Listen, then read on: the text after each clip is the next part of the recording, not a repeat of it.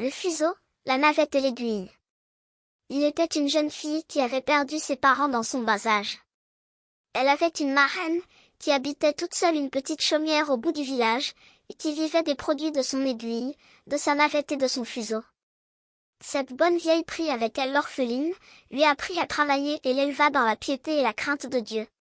Quand la jeune fille eut atteint 15 ans, sa marraine tomba malade. L'appelant près de son lit, elle lui dit, « Cher enfant, je sens que ma fin est proche, je te laisse ma chaumière, elle te protégera contre le vent et la pluie, je te donne aussi mon fuseau, ma navette et mon aiguille, qui te serviront à gagner ton pain. » Puis, lui posant la main sur la tête, elle la bénit en disant, « Conserve Dieu dans ton cœur, et le bonheur t'arrivera. » Là-dessus ses yeux se fermèrent, la pauvre fille accompagna son cercueil en pleurant et lui rendit les derniers devoirs. Désormais elle vécut toute seule, travaillant avec courage à filer, à lisser, et à coudre.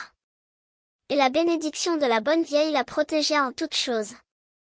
On aurait dit que sa provision de lin était inépuisable.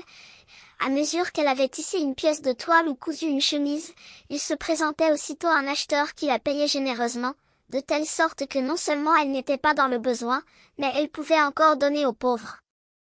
Vers le même temps, le fils du roi se mit à parcourir le pays pour chercher femme. Il n'en pouvait pas choisir une pauvre et n'en voulait pas une riche. Aussi disait-il qu'il prendrait celle qui serait à la fois la plus riche et la plus pauvre. En arrivant dans le village où demeurait notre jeune fille, il demanda, comme à son ordinaire, qu'on lui indiquât la plus pauvre et la plus riche de l'endroit. On lui désigna tout de suite la seconde. Quant à la première, lui dit-on, ce devait être la jeune fille qui demeurait dans une chaumière isolée tout au bout du hameau. Quand le prince passa, la riche était en grande toilette devant sa porte, elle se leva et alla à sa rencontre avec un grand salut. Mais il la regarda et continuant son chemin sans dire un mot, arriva à la chaumière de la pauvre fille, celle-ci n'était pas sur sa porte, mais enfermée dans sa chambre.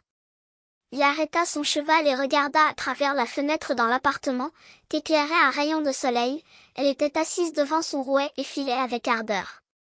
De son côté, elle aperçut furtivement le prince qui la regardait, mais elle en devint toute rouge et continua de filer en baissant les yeux, seulement je ne garantirai pas que son accent circonflexe y fût bien égal.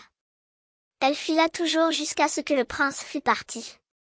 Dès qu'elle ne le vit plus, elle courut ouvrir la fenêtre en disant, « Il fait si chaud ici. » Puis elle le suivit des yeux tant qu'elle put apercevoir la plume blanche de son chapeau. À la fin elle se rassit et se remit à filer. Mais il lui revint à la mémoire un refrain qu'elle avait souvent entendu répéter à sa vieille marraine, et elle chanta ainsi, « Cours, fuseau, que rien ne t'arrête, conduis ici mon bien-aimé. » Que arriva-t-il?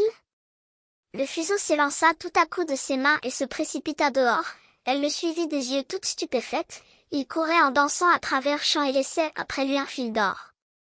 En peu de temps il fut trop loin pour qu'elle pût le voir. N'ayant plus de fuseau, elle prit sa navette et se mit à tisser. Le fuseau continuait de courir, quand son fil fut au bout, il avait rejoint le prince. « Que vois-je » s'écria celui-ci, « ce fuseau veut me conduire quelque part. » Il retourna son cheval et suivit au galop le lit d'or. La jeune fille continuait de travailler en chantant, « Cours après lui, chère navette, ramène-moi mon fiancé. » Aussitôt la navette s'échappa de ses mains et s'élança vers la porte. Mais à partir du seuil elle commença à tisser un tapis plus beau que tout ce qu'on n'a jamais vu. Des deux côtés fleurissaient des guirlandes de roses et de lis, et au milieu, des pampres verts sortaient d'un fond d'or, des lièvres et des lapins sautaient dans le feuillage, des cerfs et des chevreuils passaient leur tête à travers. Dans les branches étaient perchés des oiseaux de 1000 couleurs auxquels il ne manquait que de chanter. La navette continuait de courir et l'œuvre avançait merveilleusement.